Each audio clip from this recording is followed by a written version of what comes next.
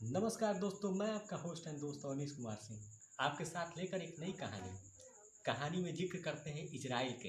Israel जो दुनिया में अपनी सुरक्षा व्यवस्था और अपने दुश्मनों के खात्मे के लिए जाना जाता है, तो इजराइल का जिक्र करते ही जिक्र आ जाता है मोसाद के तमाम ऑपरेशन जो दुनिया में विश्वविख्यात हो गए। उन्हीं ऑपरेशन में एक ऑपरेशन था, operation Wraith of God.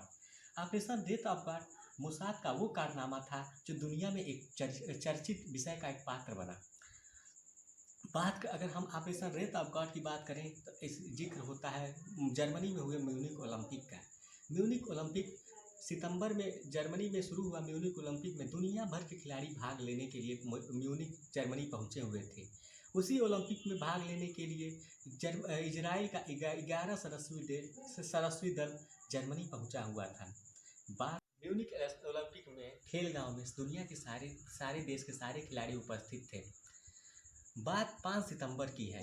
PLO फिलिस्तीन लिबरेशन ऑर्गेनाइजेशन के 8 आतंकी म्यूनिक के खेल गांव में पहुंचते हैं और वो खिलाड़ियों के भेष में वहां पहुंच जाते हैं जहां पर इजराइल के 11 सदस्यीय खिलाड़ियों का दल रुका हुआ होता है।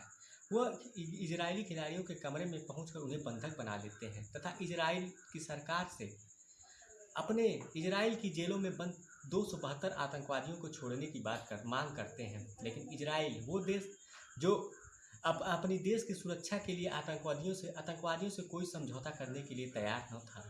इजराइल उनकी सारी शर्तों को मानने के लिए नामंजूर कर देता है और तथा वहाँ पे एक कमांडो ऑपरेशन चलाने के लिए जर्मनी सरकार से इजाज़त मांगता है। लेकिन जर्मनी सरकार इतने बड़े खेल को ऑर्गेनाइज करने के बाद उसे डर होता है कहीं उसकी दुनिया में उसकी छवि धूमिल न हो जाए।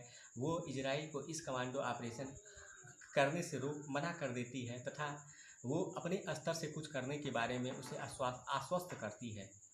जब आतंकवादी जानते हैं कि इजराइल इतनी आसानी से उनको बात को नहीं मानेगा नहीं, तो जर्मनी की सरकार से ये कहते हैं कि हमको थोड़ा सा समय दो, हम आपके खेल गांव म्यूनिक से हम बाहर निकल के दूसरे देश में जाना चाहते हैं। जर्मनी के लिए यह पल एक राहत भरा खबर आते हैं तथा वो आतंकवादियों की बात मान लेते हैं और उनके लिए बस मुहैया कराते हैं, जो एयरपोर्ट के लिए जाने के लिए एक बस मुहैया करा देते हैं। PLO के 8 आतंकवादी और बचे हुए 9 खिलाड़ियों को लेकर एयरपोर्ट के लिए रवाना होते हैं। जर्मनी सरकार सोचती है कि रास्ते में जो टाइम पीरियड मिलेगा उस टाइम पीरियड में कमांडो ऑपरेशन के द्वारा उन सारे खिलाड़ियों को छुड़ा लिया जाएगा। ये सारा जो ऑपरेशन होता है लाइव होता है। जगह जगह पे जर्मनी के स्नाइपर लगाए हुए होते हैं तथा वे ऑपरेशन सुचारू रूप से चलना होता है। लेकिन जो जर्मनी का जो कमांडो या स्नाइपर सेल होता है वेल ट्रेंड न होने के कारण इजराइल के 9 खिलाड़ियों को बचा नहीं पाता है, लेकिन वो उस घटना में सम्मिलित 8 आतंकवादियों को मार देता है।